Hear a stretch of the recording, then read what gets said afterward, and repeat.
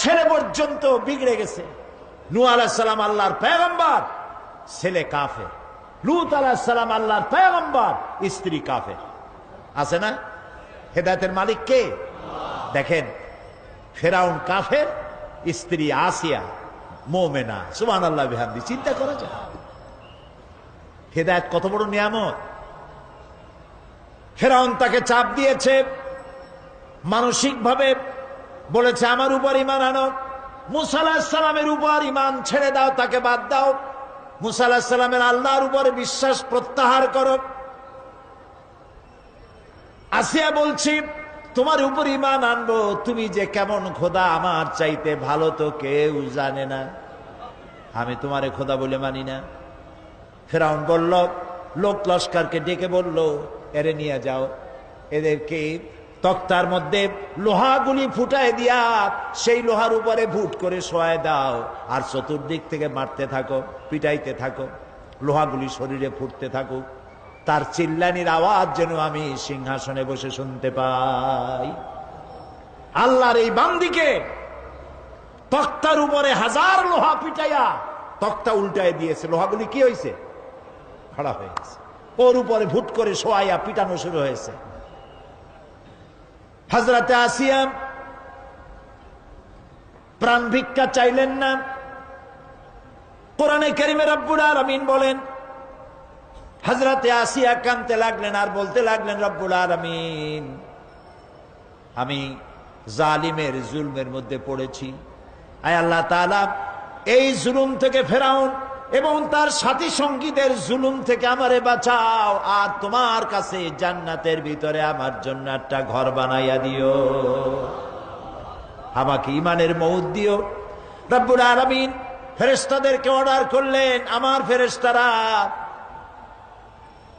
আসমানের দরওয়াজাগুলি খুলে দাও, আমার আসিয়া যেন আমার জান্নাত দেখে তার রূহ যেন জান্নাতের দিকে পারওয়াজ করতে পারে। হেদায়েত আল্লাহ যারে দেন, আগুনের উপরে দাঁড়িয়ে সে আগুনের অগ্নি পরীক্ষা দিয়ে হেদায়েতের উপরে টিকে থাকে, আর কপালে যার নাই হেদায়েত থেকে বিগড়ে যায়। এই জন্য আল্লাহর কাছে এই দোয়া করতে হবে, রব্বানা লা তুজিগ কুলুবানা বা'দা ইয হাদাইতানা ওয়া হাব লানা মিন লাদুনকা রাহমাতান ইন্নাকা আনতাল ওয়াহ্হাব। কিয়ামত হলো, হাসর হলো, মানুষগুলোকে একত্রিত করা হলো। এবার আল্লাহ দরবারে আল্লাহ রাব্বুল আলামিন হিসাব নিবেন, নিকাশ করবেন, হিসাব নিবেন। দুই ধরনের হিসাব হবে। সমস্ত মানব কুলের অপরাধীর ভালো কাজের খাতাপত্র হাজির হয়ে যাবে, এটি এক ধরনের।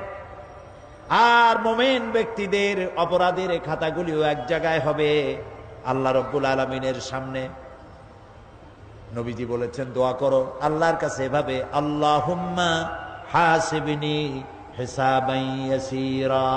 পড়েন, আল্লাহুম্মা হাসিবনি হিসাবান ইয়াসীরা। আয় আল্লাহ, তুমি আমাকে সহজ হিসাব নাও। সাহাবীরা জিজ্ঞেস করেছেন, নবীজি সহজ হিসাব কাকে বলে? আল্লাহ নবী বলেছেন, কিয়ামতের দিন আল্লাহ রাব্বুল আলামিন যদি কাউকে ক্ষমা করতে চান, কারো প্রতি যদি আল্লাহর দয়া হয়ে যায়, তাহলে রব্বুল আলামিন তাকে এক পর্দার আড়ালে নিয়ে যাবেন আর জিজ্ঞেস করবেন, বান্দারে এই সব গুনাহ করছো নাকি?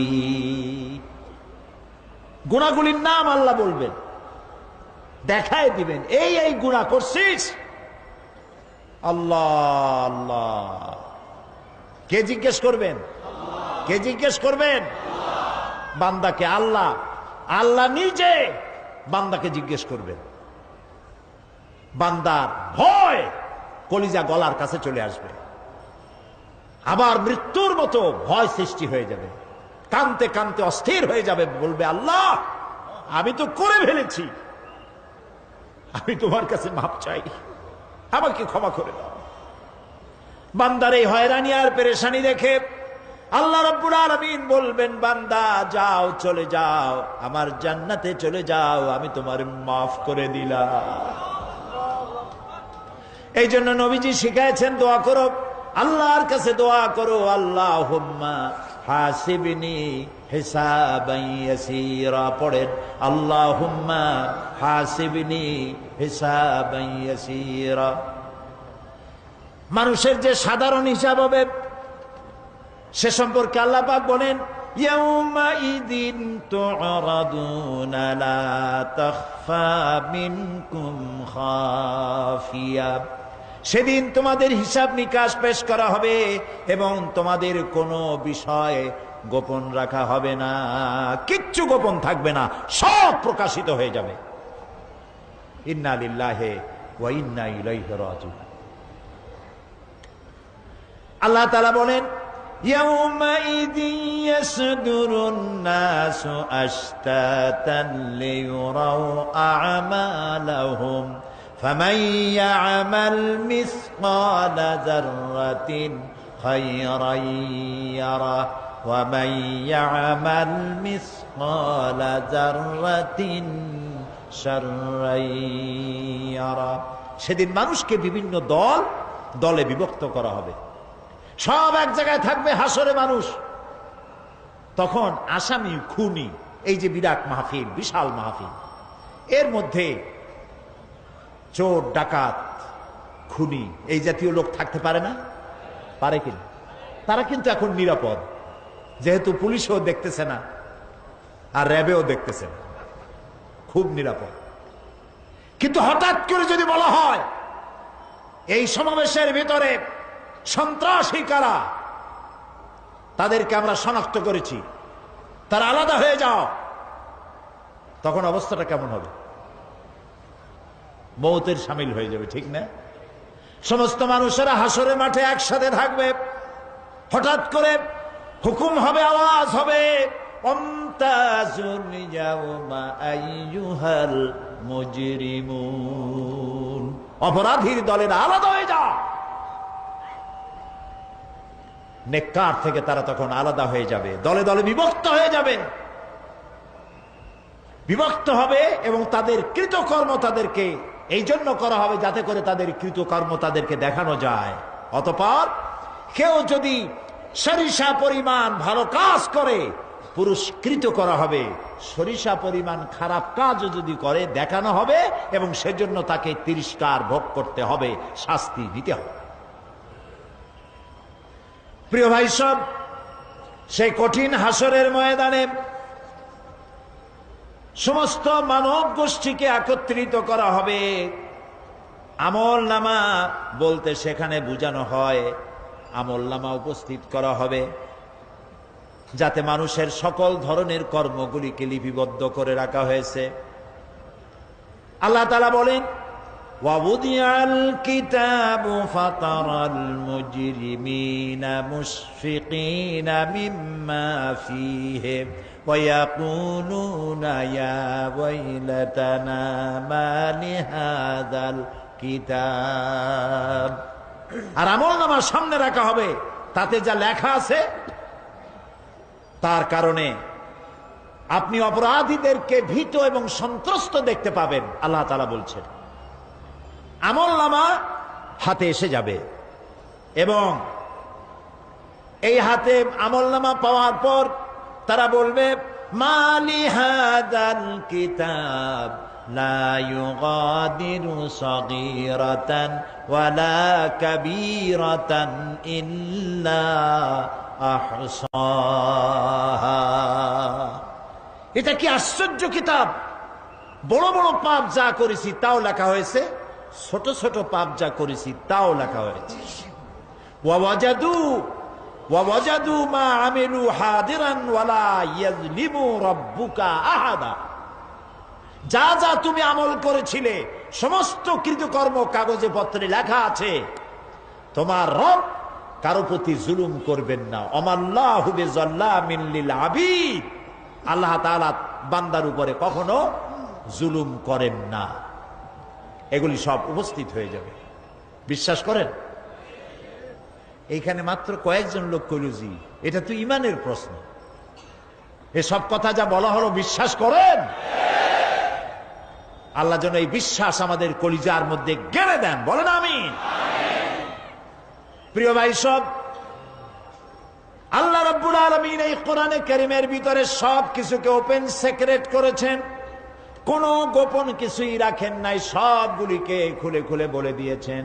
আল্লাহ তাআলা বলেন, ওয়া কুল্লা ইনসানিন আলজামনাহু তাইরাহু ফি উনুকি ওয়া নুখরিজু লাহু ইয়াওমাল কিয়ামাতি কিতাবান ইয়ালকাহু মানসুরা ওয়া কুল্লা ইনসানিন আলজামনাহু তাইরাহু ফি উনুকি।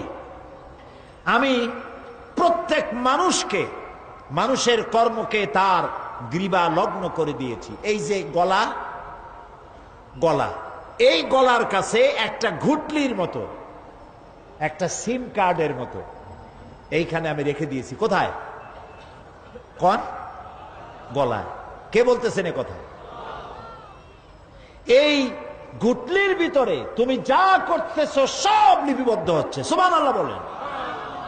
এখন বলতে পারেন অদৃশ্য এই ঘুটলি, এটা তো দেখি না, এটা কে বলতেছেন? আমি কিন্তু দেখতে পাচ্ছি না। আপনারা দেখেন নাকি? কেউ দেখেন না। হাত দিয়ে ধরে দেখেন, পান নাকি? ধরাও যায় না, দেখাও যায় না। আল্লাহ বলছেন আছে, তাহলে বিশ্বাস করতে হবে। এর ভিতরে সব রেকর্ড হয়ে যাচ্ছে। আপনি বলবেন এতটুকুন ঘুটলির মধ্যে, তাবিজের মধ্যে আমার সারা জীবনের সব কথার সব কাজ ঢোকে কেমনে? কেমনে লেখা হয়? তাহলে পাল্টা প্রশ্ন করি, আপনার মোবাইলের সিম কার্ডে এত ফোন নাম্বার, এত ইমেল, এত কি বলে, এত টেক্সট, এত কিছু, আপনার আরো কি জানি আছে, মেসেজ দেওয়াটা হাবিজাবি আছে না, অনেক কিছু খুশি সুদ্ধা, এগুলো কেমনে হয়? ছোট্ট একটা সিম কার্ডের মধ্যে কেমনে হয়? শত শত টেলিফোন নাম্বারের মধ্যে ঢুকে যায়। আমার একটা টেলিফোন দিয়ে মোবাইল দিল, কোথা থেকে দিল? লিসবন। কোথায়? কি আন্দাজে কষ্ট। লিসবন হচ্ছে পর্তুগালের রাজধানী। পর্তুগালের রাজধানী, সেখানে প্রোগ্রাম ছিল, ওরা আমাকে একটা মোবাইল দিল। এতে যে কত ফাংশন আল্লাহই ভালো জানে, আমি এখনো শিখতে পারিনি এত ফাংশন, এতটুকু একটা মোবাইলের মধ্যে। কম্পিউটার, কম্পিউটারের ছোট্ট একটা মাইক্রোচিপ যন্ত্র, যে কম্পিউটার ব্যবহার করা এখন বাচ্চা ছেলেপেলেরাও জানে। এটা একটা পৃথিবীর বিস্ময়। এই কম্পিউটার, আপনি যান ব্যাংকে, কম্পিউটারের ছোট্ট সেই মাইক্রোচিপসের মধ্যে সারা চট্টগ্রামের সমস্ত মানুষের টাকা লেনদেন, ট্রানজেকশন, এর যা কিছু আপনি করেছেন সব কিছুর হিসাব এখানে রয়েছে, আছে না? তাহলে এতটুকুন একটা মাইক্রোচিপসের মধ্যে এত সহস্র কোটি কোটি টাকার হিসাবপত্র, লেনদেন, এই ছোট্ট জিনিসের মধ্যে ঢুকাবার মতো জ্ঞান মানুষের মাথায় দিছে কে? বলেন কে? সেই আল্লাহই তো গলায় ঝুলায় রাখছে। তাহলে এটা সম্ভব না?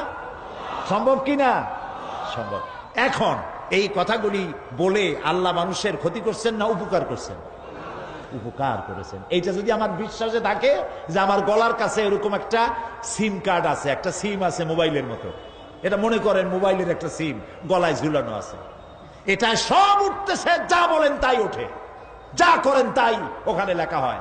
সুবহানাল্লাহ। এই বিশ্বাস যদি আমার হয়, আমি ভালো মানুষ হয়ে যেতে পারবো। সুবহানাল্লাহ বলে। আমি খারাপ কাজ করতেই পারবো না। এই জন্য আল্লাহ পরকালের এই কথাগুলি কোরআনে কারীমের মধ্যে এত বেশি করে বলেছেন। মানুষের চরিত্রবান হওয়ার জন্য আল্লাহর ভয়, পরকালে বিশ্বাস, এর থেকে বড় ওষুধ পৃথিবীতে আর নাই। সব লেখা হচ্ছে। মানুষ বিশ্বাস করে না, এ হলো মূল কথা। যতক্ষণ মাহফিলে থাকে কেমন লাগে? এই যে বসে আছেন ঘন্টার পর ঘন্টা, কেমন লাগে? কোন বেহেশতের মতো। বাড়ির কথা মনে আছে? এখন বউর কথা মনে ওঠে? ছেলে মেয়ের কথা মনে ওঠে? সুবহানাল্লাহ কইতে ইচ্ছা করে না? মাজালিসুল ইলম হিয়া রাউযাতুম মিন রিয়াদিল জান্নাহ। এখানে ইলম আলোচনা করা হচ্ছে, কোরআন আলোচনা করা হচ্ছে। এটা তো রজবালি প্যারেড ময়দান নয়, এটা জান্নাতের টুকরা হয়ে গিয়েছে। বেহেশতের বাগানে বসে আছেন। বেহেশতে মানুষেরা দুনিয়ার কথা চিন্তা করবে না, দুনিয়া কি? এটা একটা পায়খানা। এখানে আসছিল ওই পায়খানা করার জন্য। এটা পায়খানা। আর মানুষেরা পায়খানা সাজাবার কাজে ব্যস্ত আছে, আসল ঘর ভুলে গেছে। আসল ঘর কোনটা? প্রিয় ভাই, সব মানুষ বোঝে না, ভুলে যায়। সিগারেটের প্রত্যেকটা প্যাকেটে লেখা থাকে ইহা স্বাস্থ্যের জন্য ক্ষতিকর, তারপরেও কি টানা টানে দেখছেন? বিশ্বাস করেন, গা সহ হয়ে গেছে। এই আমলনামা তৈরি হচ্ছে, হঠাৎ করে কিয়ামতে বানায় দেওয়া হবে না। আপনার আমার বডির সাথে লাগানো ওই সিম কার্ডে সব লেখা হয়ে যাচ্ছে। কিয়ামতের দিন এগুলি হাতে দেওয়া হবে, আর আল্লাহ তাআলা বলবেন, ইকরা কিতাবাকা কাফা বিনাফসিকাল ইয়াউমা আলাইকা হাসিবা। ইকরা কিতাবাক, তাকে বলা হবে এবার তুমি পড়ো। কাফা বিনাফসিকাল ইয়াউমা আলাইকা হাসিবা, তোমার এই কিতাব পড়ো, আর তোমার এই হিসাব গ্রহণ করার জন্য কিতাবটা ভালো করে পড়ো। তোমার নিজের হিসাব নেওয়ার জন্য তুমি নিজেই যথেষ্ট। তুমি দোজখে যাবা না বেহেশতে যাবা, তুমি নিজেই সিদ্ধান্ত নাও কোথায় যাবা। তোমার নিজের কি করছিলা এখন তুমি দেখো। এই জন্য আমি বলি মাঝে মধ্যে আমরা এখন হিসাব করতে পারি এখানে বসিয়া আমাদের কি হওয়া উচিত। ছোটবেলার কথা মনে আছে? নাই? মনে নাই? এই যে স্কুল থেকে পলাইছিলেন, তারপরে 2 দিন পর স্কুলে গিয়ে হাজির হয়েছেন, মাস্টার জিজ্ঞেস করলো গতকাল আসো নাই কেন? তখন বললেন মা বলেছেন আমার নাকি পেটে ব্যথা হয়েছিল। এইসব স্কুল ফাঁকি দেওয়া, মার খাওয়া, মানুষের বাড়ির লিচু খাইতে গিয়ে চুরি করিয়া কিল খাওয়া, এইসব ছোট ছোট কথা মনে পড়লে এখনো হাসি পায়। এসব কথা মনে আছে না? ছোট ছোট কথা, ছোট ছোট কথাগুলি যদি মনে থাকে তাহলে কোন হোটেলে, কোন বাগানে, কোথায় কোন পাপ করেছেন তা মনে নাই?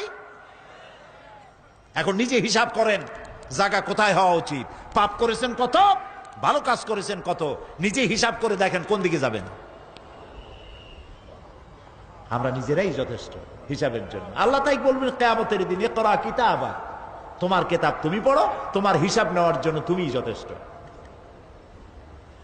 আহারে,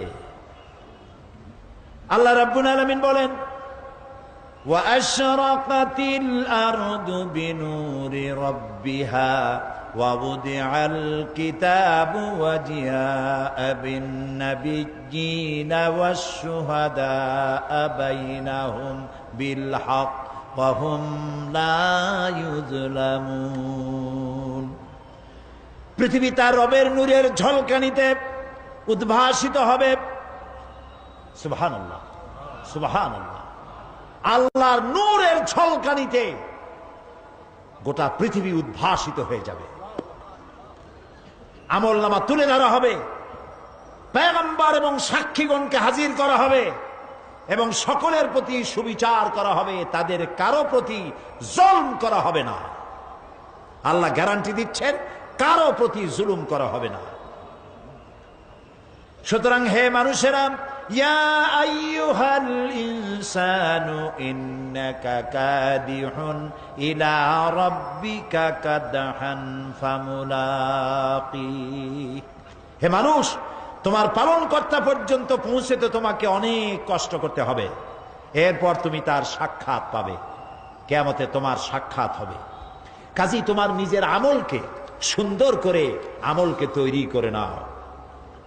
فَأَمَّا مَنْ أُوتِيَ كِتَابَهُ بِيَمِينِهِ فَسَوْفَ يُحَاسَبُ حِسَابًا يَسِيرًا وَيَنْقَلِبُ إِلَى أَهْلِهِ مسرورا।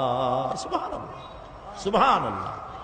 যার ডান হাতে আমলনামা দেওয়া হবে, কিয়ামতের দিন আমলনামাগুলি উড়িয়ে দেওয়া হবে ইমানদারের সামনের থেকে কোন হাতে, আর বেঈমানের পিছন থেকে বাম হাতে। এই আমলনামা যখন যার ডান হাতে আমলনামা পৌঁছে যাবে, তার হিসাব নিকাশ সহজ হয়ে যাবে। আমলনামা হাতে করে আনন্দ চিত্তে সে আপন পরিবারের সঙ্গে মিলিত হতে পারবে। সুবহানাল্লাহ। আল্লাহ কিয়ামতের দিন দয়া করে আমাদের আমলনামা আমাদের ডাইন হাতে দিয়ে দিও।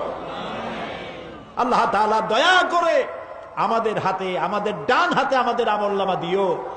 দয়া করে আমাদের আমলনামা আমাদের ডাইন হাতে দিও। আনন্দ চিত্তে পরিবারের সঙ্গে দেখা করে সব পরিবার, মা বাপ, স্ত্রী পুত্র পরিজন, ভাই বোন, বন্ধু বান্ধব নিয়া এক জান্নাতে থাকার তৌফিক দিও। আয় আল্লাহ, বিগত 26 বছর যারাই মাহফিলে এসেছেন তাদেরকে নিয়ে এক জান্নাতে থাকার আমাদেরকে তৌফিক দিয়ে দিও।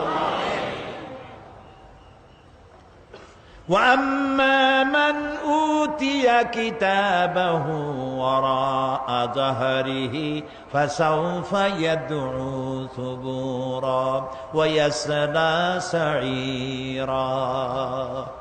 আর যার আমলনামা পিছন থেকে বাম হাতে আসবে সে তো মৃত্যুকে আহ্বান করতে থাকবে, মৃত্যুকে ডাকবে। এর থেকে যদি মরে যেতে পারতাম তাও ভালো হইতো।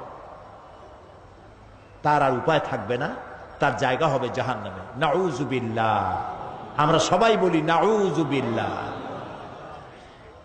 এরপরে আল্লাহ রাব্বুল আলামিন মিজান খাড়া করবেন, দাড়িপাল্লা। মিজান কি? দাড়িপাল্লা। ইনসাফ কি মুকদ্দাস তারাজু। ইনসাফের প্রতীক কি? তাও কইতে পারেন না, জোরে বল না। এটা হচ্ছে ইনসাফের প্রতীক। সুপ্রিম কোর্ট ঢাকা, সুপ্রিম কোর্টের সামনে বিশাল দাড়িপাল্লা টানানো, দেখছেন না? মানুষেরা তো বোঝে না, গ্রাম দিয়ে লোকেরা যায়, যাই এটা দেখে আর কয় যে ওরে বাবা, জামাত ইসলামের এত বড় অফিস। দাড়িপাল্লা তো জামাত ইসলামের না, এটা ইনসাফের প্রতীক। তারা ক্ষমতায় গেলে ইনসাফ করবে এটা বুঝাবার জন্য এই প্রতীককে গ্রহণ করেছে। আল্লাহ যেন ইনসাফ করার তৌফিক দিয়ে দেয়। বলেন আমিন, জোরে বলেন আমিন। কিয়ামতের দিন এই দাড়িপাল্লা মিজান আল্লাহ তাআলা প্রতিষ্ঠিত করবেন, এবং এই মিজানে যার পুণ্য পাল্লা ভারী হবে সে কৃতকার্য, আর যার পাল্লা হালকা হবে আহা সব শেষ।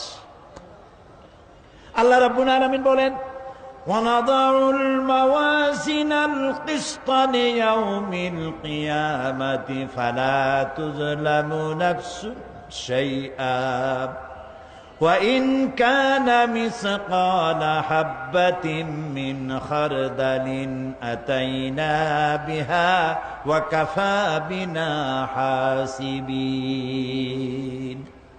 আমি কিয়ামতের দিন ন্যায় বিচারের মানদণ্ড স্থাপন করব। তখন কারো প্রতি অবিচার করা হবে না।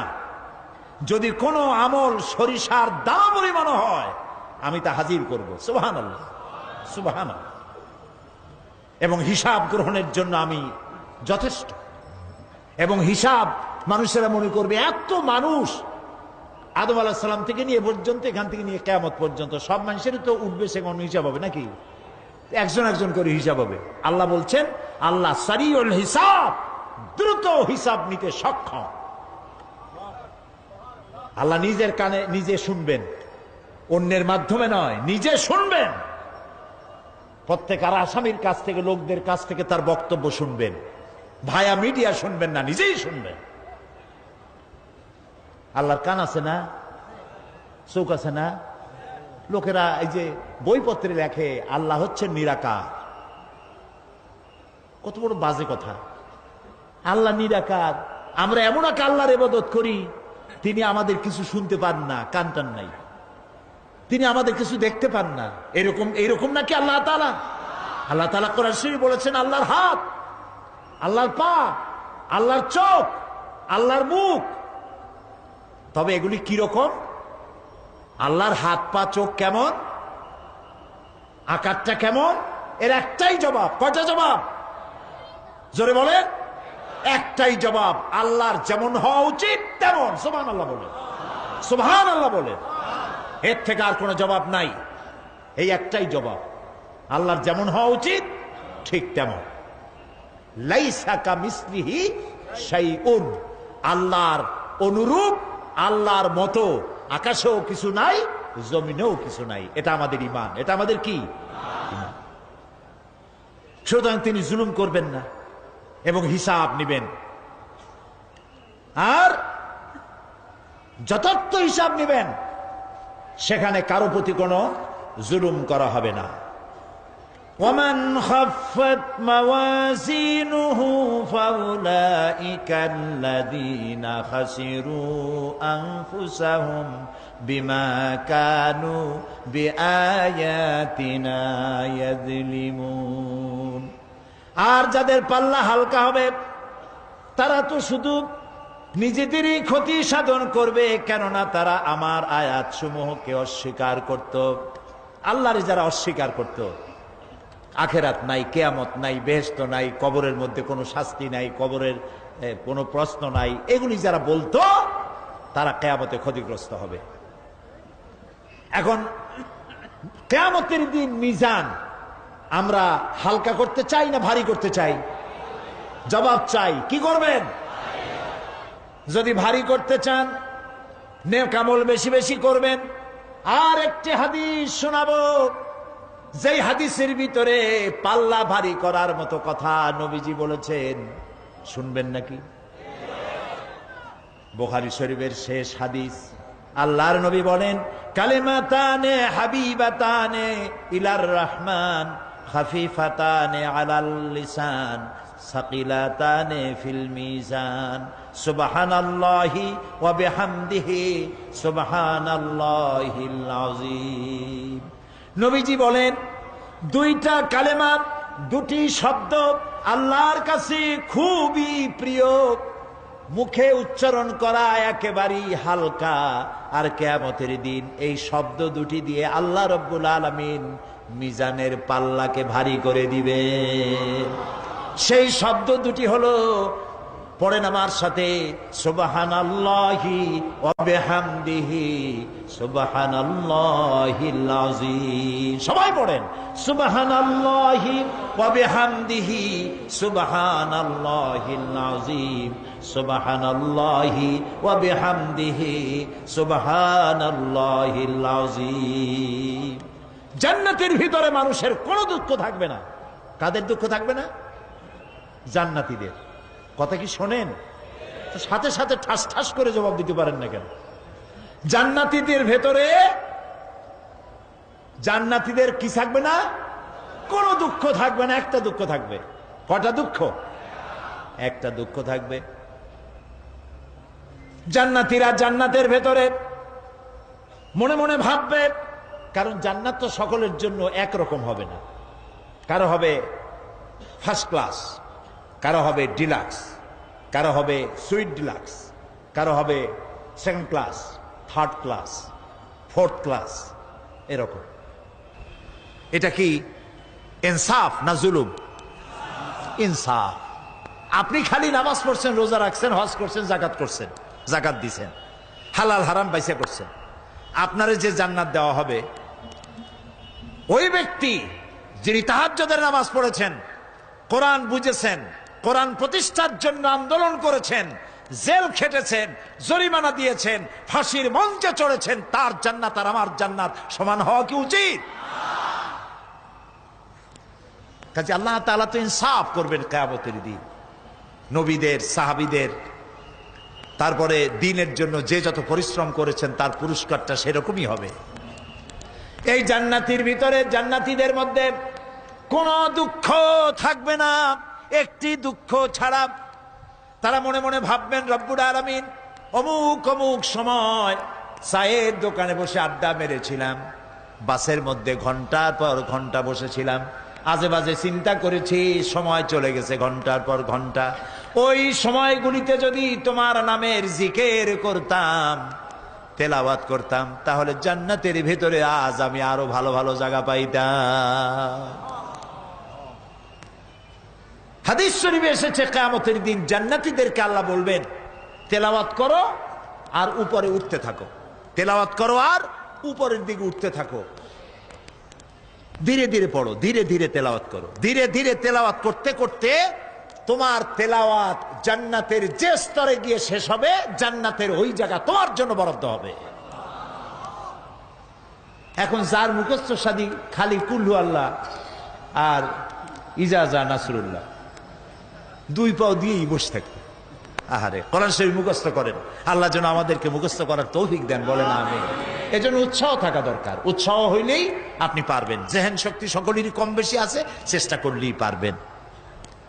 সেই জন্য আমি বলতে চাই, কিয়ামতের দিন জান্নাত যদি আল্লাহ তাআলা দয়া করে আমাদেরকে নসিব করায় দেন, যদি বলবো না, বলবো আল্লাহ তুমি দয়া করে আমাদেরকে জান্নাত দিও, বলেন আমিন। জান্নাতের ভিতরে এই দুঃখ যেন না আসে, সেই জন্য বাসে যখন চড়েন, গাড়িতে চড়েন, রিকশায় চড়েন, একা একা যাচ্ছেন, গুনগুন করে আল্লাহর জিকির করতে থাকেন। সুবহানাল্লাহি ওয়া বিহামদিহি সুবহানাল্লাহিল আযীম, সুবহানাল্লাহি ওয়া বিহামদিহি সুবহানাল্লাহিল আযীম, সুবহানাল্লাহি ওয়া বিহামদিহি সুবহানাল্লাহিল আযীম। জিকির করেন সবাই কিছুক্ষণ। সুবহানাল্লাহ, আলহামদুলিল্লাহ, লা ইলাহা ইল্লাল্লাহ, সুবহানাল্লাহ, আলহামদুলিল্লাহ, লা ইলাহা।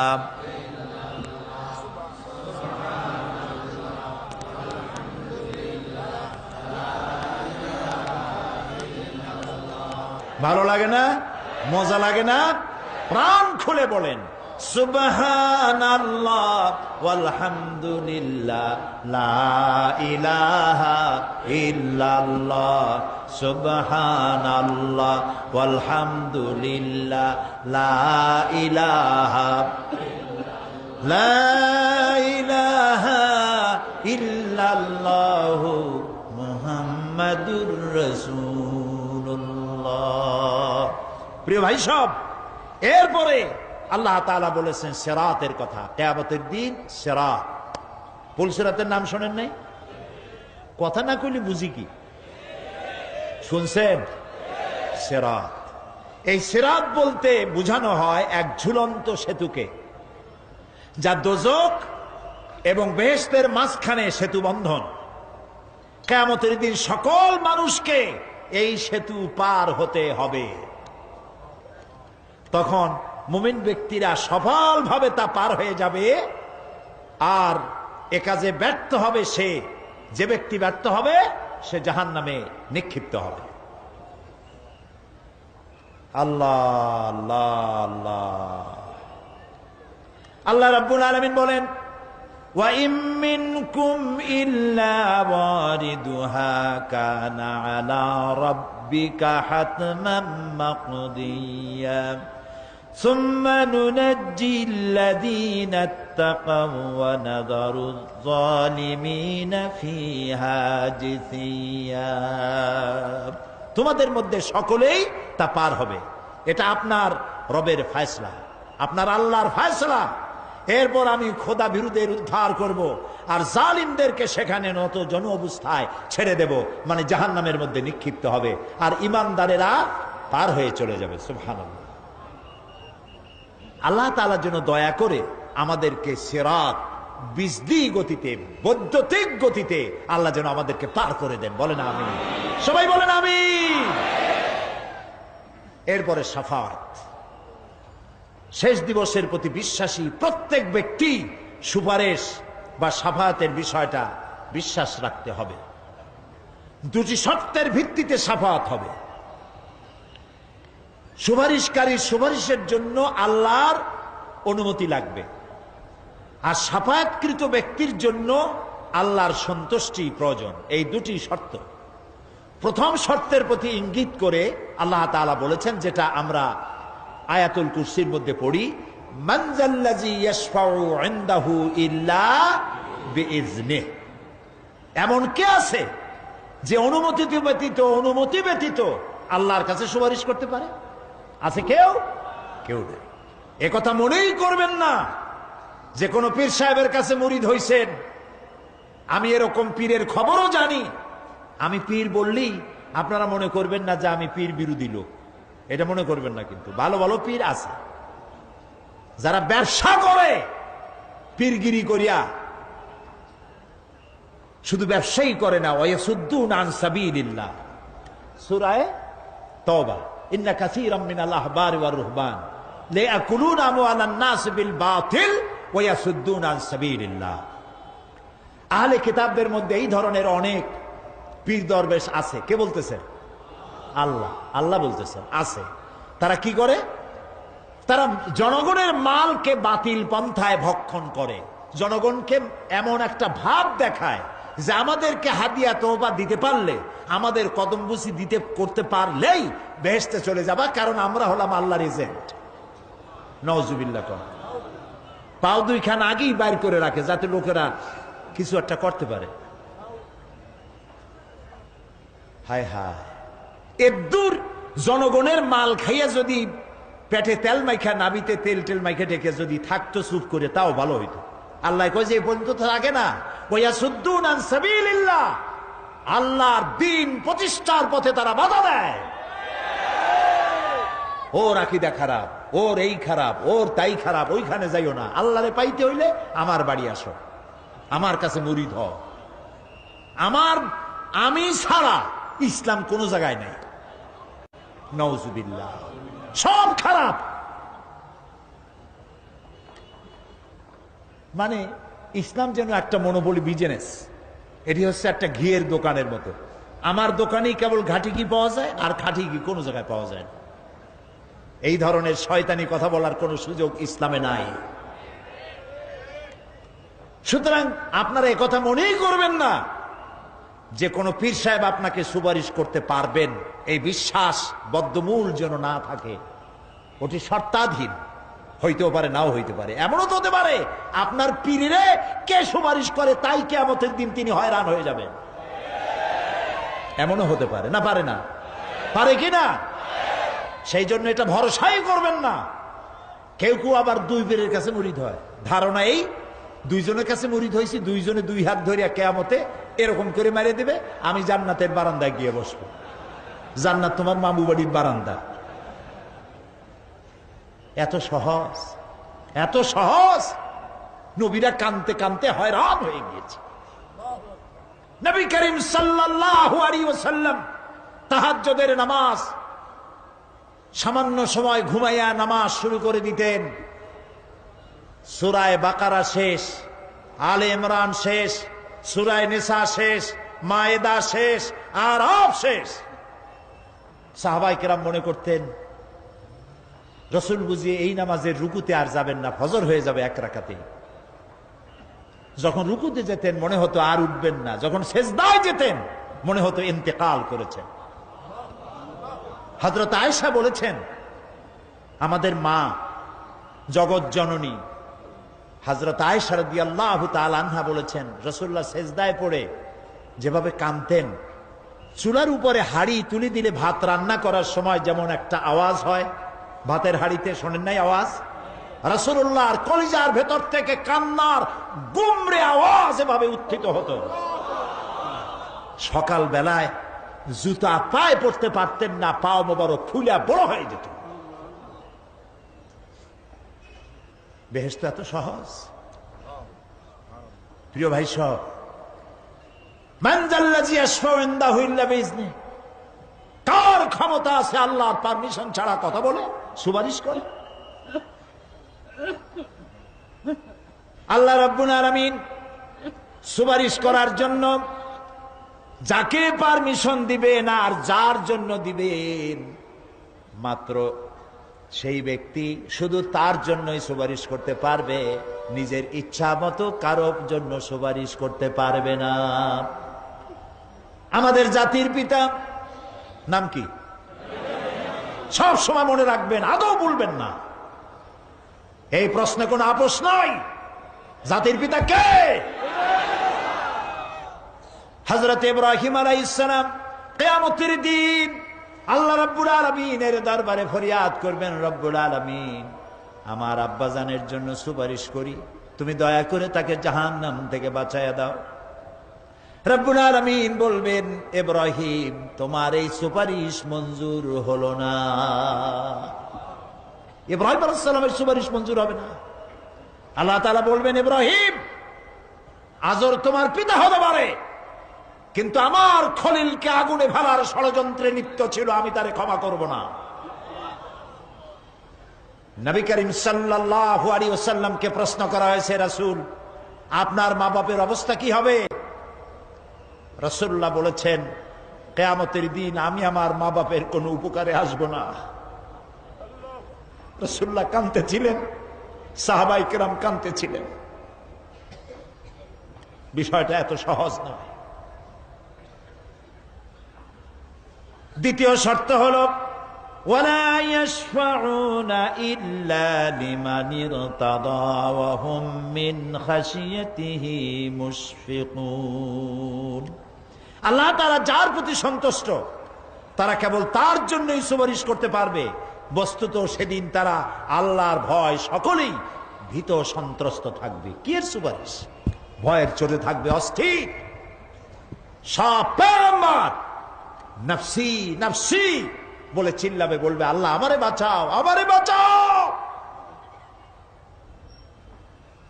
মুসা আলাইহিস সালাম, নূহ আলাইহিস সালাম, ইব্রাহিম আলাইহিস সালাম, ইয়াকুব আলাইহিস সালাম, সব নবীরা কানবেন, বললে আল্লাহ আমারে বাঁচাও, আমারে বাঁচাও। সেই দিন মাত্র এক ব্যক্তি উম্মতের জন্য কাঁদবেন, সুপারিশ করতে পারবেন, উম্মতের জন্য কাঁদবেন, তার নাম বিশ্বনবী মুহাম্মাদুর রাসূলুল্লাহ সাল্লাল্লাহু আলাইহি ওয়াসাল্লাম। এই জন্য নবীর কিয়ামতের দিন তিনি যেন আমাদের সুপারিশ করেন, এজন্য আল্লাহর দরবারে আমাদের দোয়া করতে হবে, আল্লাহ তাআলা নবীর সুপারিশ আমাদের জন্য তুমি নসিব করে দাও। হ্যাঁ আল্লাহ তাআলা, কিয়ামতের দিন তোমার নবী আমাদেরকে যেন উম্মত বলে পরিচয় দেয়। এই জন্য কারো উপর ভরসা টরসা করবেন না, নিজের আমলটা ভালো করে গঠন করেন। আল্লাহ তাআলা কোরআন শরীফে বলেছেন, ইয়া আইয়ুহাল্লাযীনা আমানু আবতাগু ইলাইহিল ওয়াসিলা। হে বিশ্বাসীরা, তোমরা ওসিলা তালাশ করো। এইটার একটা ভুল অর্থ করেছে লোকেরা, তারা বলেছে ওসিলা তালাশ করো মানে পীর ধরো। আবার বলে কি, যার পীর নাই তার পীর শয়তান। কন নাউযু বিল্লাহ। তাহলে ইমাম আবু হানিফা রাহমাতুল্লাহ আলাইহির পীর কে? ইমাম শাফির পীর কে? সাহাবায়ে কেরামদের পীর কে? কাজে এই সমস্ত বেয়াদবি কথা আদৌ বলা উচিত নয়, এগুলি বেয়াদবিপূর্ণ কথা।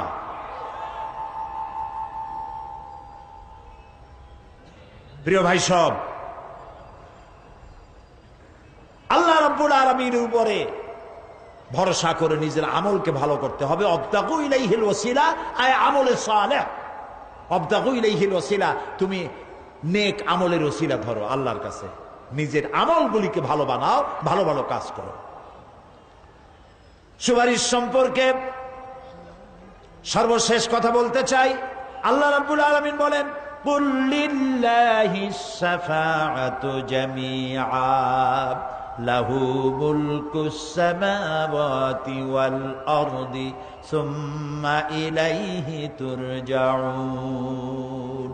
হে নবী, স্পষ্টভাবে জানিয়ে দিন, সমস্ত সুপারিশ কেবল আল্লাহর ইখতিয়ারাধীন। কে বলতেছেন? শুনতেছেন কথা?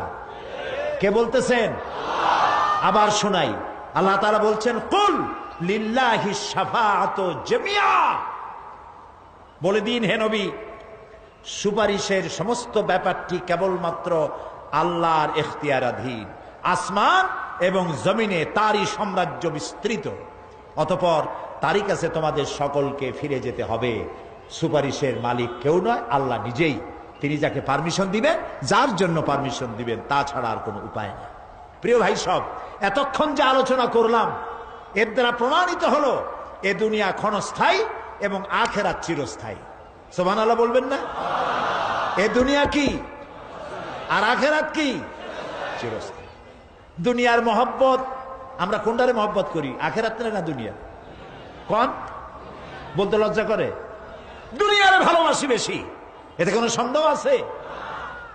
নবীজি বলেছেন, লাউ কানা লিইবনি আদামা ওয়াদিম মিন যাহাবিন লাহাব্বা ইয়াকুনা লাহু সানিন, যদি একটা আদম সন্তানকে যদি একটা মাঠ ভরে সোনা দেওয়া হয়, সে ব্যক্তি বলবে, আল্লাহ আমারে যদি আরো একটা মাঠ ভরে সোনা দিতে ভালো হইতো।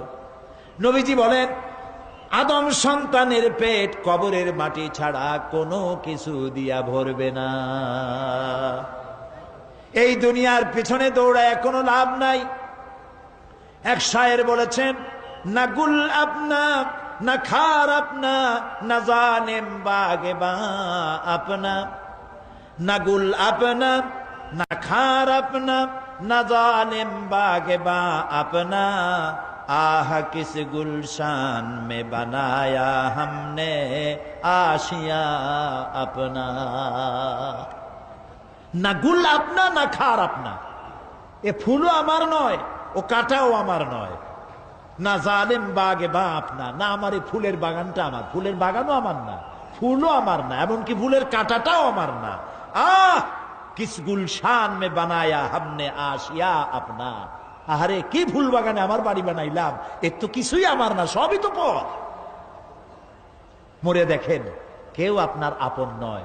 ছেলে পেলেগুলি, ছোট্ট ছোট্ট বাচ্চা যাদের কোলে না নিলে আপনি শান্তি পান না, ওই বাচ্চাও বলবে, মা আব্বার কাছে আমার নিও না, আমার ভয় করে। রাত্রে যদি মরেন, একা একই স্ত্রীও আপনার মৃত্যু লাশ নিয়ে আপনার কাছে থাকতে পারবে না। কি নিষ্ঠুর এই পৃথিবী! এই পৃথিবীকে আমরা ভালোবাসছি, মহব্বত করতেছি, এই পৃথিবীর জন্য সব করি, চুরি ডাকাতি জেনা ব্যভিচার মিথ্যা কথা, ক্ষমতায় যাওয়ার জন্য পাগল। ভাঙ্গো মারো, চুরি করো, ডাকাতি করো, শয়তানি বদমাশি সমানে করছে মানুষ।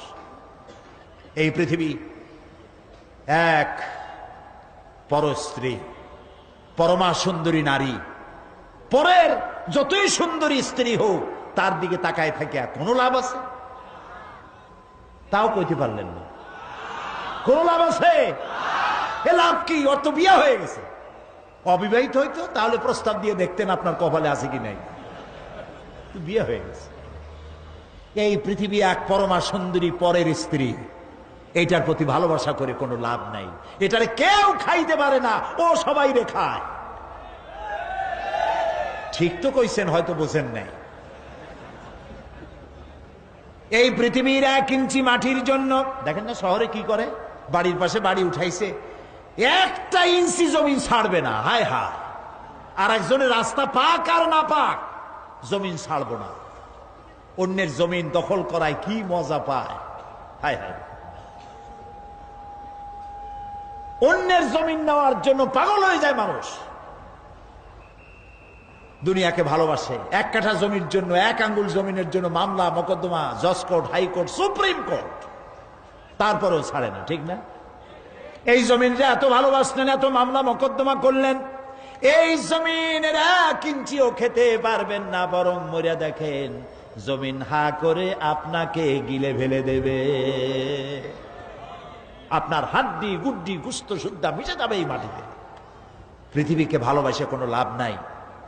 স্ত্রী পুত্র পরিজন যার যতটুকু পাওনা দিবেন, ভালোবাসবেন, কিন্তু মূল ভালোবাসা, কলিজাটা ভরা থাকবে আল্লাহর জন্য। কার জন্য? স্ত্রীর ভালোবাসা স্ত্রীকে দিবেন, মায়ের শ্রদ্ধা, বাপের শ্রদ্ধা, সন্তানের ভালোবাসা আলাদাভাবে দিবেন। আর সব থেকে যিনি ভালোবাসা পাওয়ার দাবিদার, তার জন্য রাতের বেলায় জাগুন, সিজদা দিয়ে কাঁদতে থাকুন।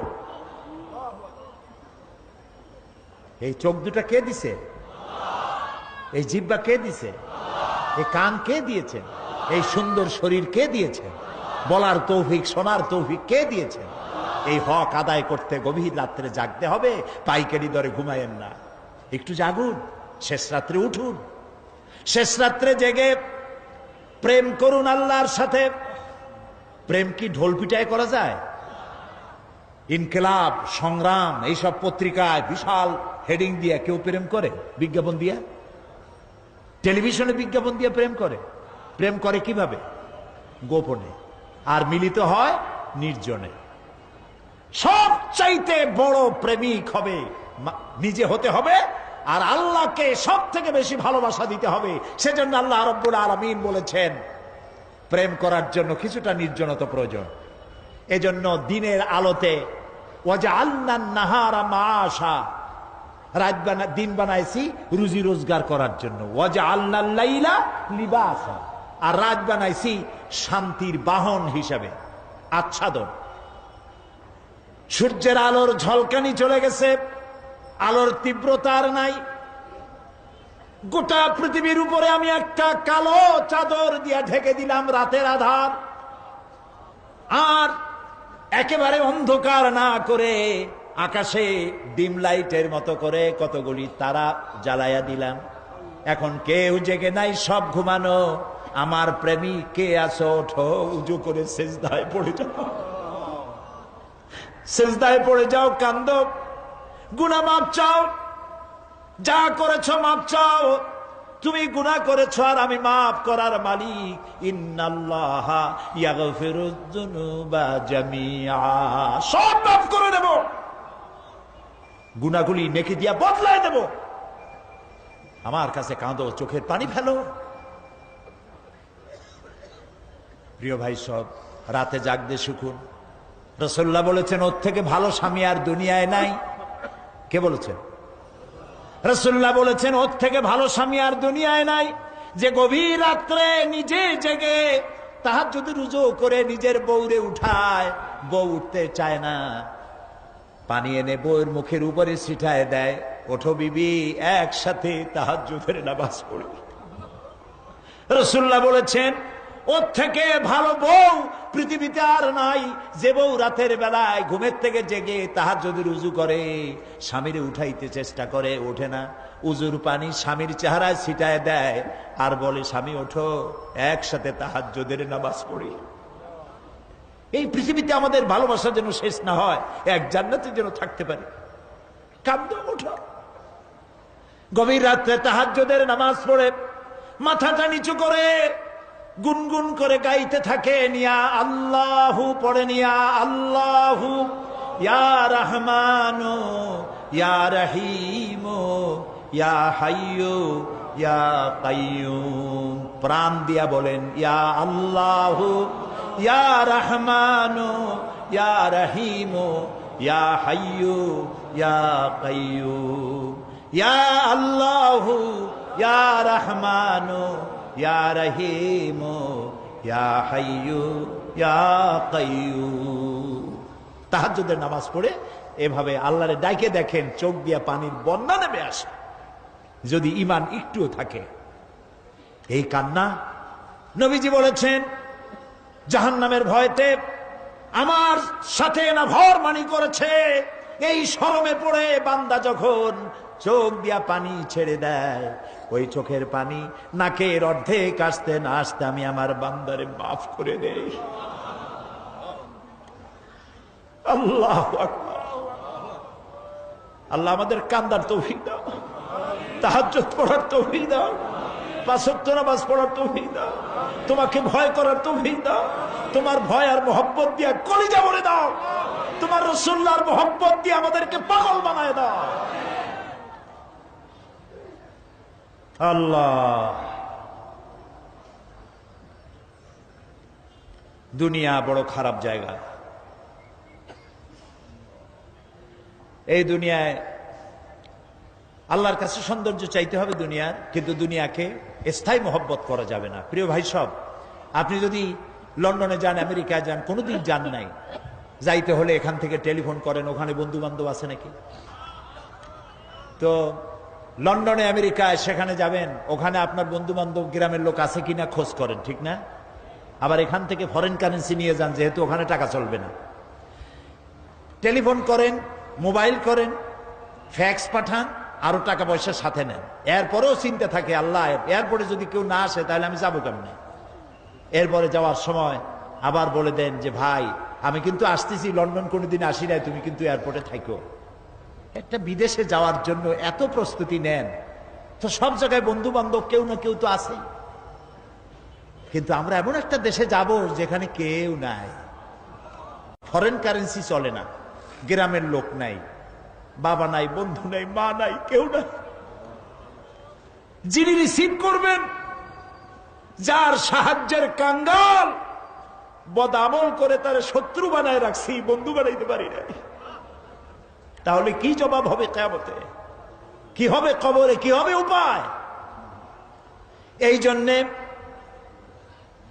প্রিয় ভাইয়েরা আমার, দুনিয়ার সঙ্গে মহব্বত কমায় দিয়া আখিরাতের মহব্বত বেশি করে করতে হবে। আর দুনিয়ায় যতদিন বেঁচে আছি ততদিন নেক আমল করে মানুষের সাথে সদাচরণ করতে হবে। আল্লাহ তাআলা বলেছেন, লাইসাল বিররা আন তুওয়াল্লু ওয়াজুহাকুম কিবালাল মাশরিকি ওয়াল মাগরিবি ওয়ালাকিন্নাল বিররা মান আমানা বিল্লাহি ওয়াল ইয়াউমিল আখির। পূর্ব এবং পশ্চিমে কতবার তুমি মাথা ঝুঁকাইছো, এটাই কিন্তু তোমার জন্য কল্যাণ। এর মধ্যে কল্যাণ নিহিত নয়। তার মানে কি? আপনি কত সেজদা আল্লাহরে দিলেন, কত মানুষ তো আছে সেজদা দিতে দিতে কপালে কালো দাগ হয়ে গেছে, আছে না? কিন্তু মিথ্যা ছাড়ে নাই, ঘুষ ছাড়ে নাই, সুদ ছাড়ে নাই, মানুষের হক নষ্ট করছে, গভর্নমেন্টের হক নষ্ট করে, জনগণের হক নষ্ট করে, আছে না এমন? তাহলে কপালে দাগ পড়ায় লাভটা হইল কি? এই জন্যই আল্লাহ বলছেন, কপালটা চেহারাটা কোন দিকে ঘুরাইলা, পূব দিকে না পশ্চিম দিকে, এটার উপরে কল্যাণ নিহিত নয়। প্রকৃত কল্যাণ, প্রকৃত ঈমান, প্রকৃত নেকি কাজ হচ্ছে আল্লাহরে বিশ্বাস করে জীবন পরিচালনা এবং পরকালকে বিশ্বাস করা। আল্লাহ যেন সেই বিশ্বাসে আমাদেরকে ধনী বানায় দেন, আমরা বলি আমিন। আজ এ পর্যন্তই, আগামীকাল আরো কথা বলবো। এ কথাগুলি আল্লাহর, এ কথাগুলি কার? আল্লাহ যেন আমাদেরকে আমল করার তৌফিক দেন। মোনাজাত হবে, 3 জন মুসলমান হবে আজকে, আলহামদুলিল্লাহ বলেন। লা ইলাহা ইল্লাল্লাহু মুহাম্মাদুর রাসূলুল্লাহ। আল্লাহ ছাড়া কোনো ইলাহ নাই, মাবুদ নাই, উপাস্য নাই। মুহাম্মদ সাল্লাল্লাহু আলাইহি ওয়াসাল্লাম আল্লাহর প্রেরিত রাসূল। আশহাদু আন লা ইলাহা ইল্লাল্লাহু ওয়াহদাহু লা শারীকা লাহু ওয়া আশহাদু আন্না মুহাম্মাদান আবদুহু ওয়া রাসূলুহু। আমি সাক্ষ্য দিচ্ছি, বলো জোরে, আমি সাক্ষ্য দিচ্ছি আল্লাহ ছাড়া কোনো ইলাহ নাই, উপাস্য নাই, মাবুদ নাই, তিনি এক, তিনি একক, তার কোনো অংশীদার নাই। আমি আরো সাক্ষ্য দিচ্ছি মুহাম্মদ সাল্লাল্লাহু আলাইহি ওয়াসাল্লাম আল্লাহর বান্দা এবং তার প্রেরিত রাসূল। সবাইকে বলো আসসালামু আলাইকুম। আল্লাহ তাআলার মেহেরবানি, এই 3 জন যুবক ছিল অমুসলিম, মুশরিক, এখন আমাদের তাওহীদবাদী ভাই, আলহামদুলিল্লাহ বলি। আল্লাহ তাআলা তাদেরকে উত্তম মুসলমান বানান, আমরা বলি আমিন। তাদের দুনিয়ার যত বিপদ আপদ আসতে পারে ইসলাম কবুল করার কারণে, সমস্ত বিপদ থেকে আল্লাহ তাদেরকে সাহায্য করুন। এই 3 ভাই এখন আমাদের মধ্যে নিষ্পাপ, মাসুম, বেগুনাহ, সুবহানাল্লাহ। আমি এখন এই বিশাল জনসমুদ্রের পক্ষ থেকে এই নিষ্পাপ 3 যুবকের সাথে আলিঙ্গন করছি।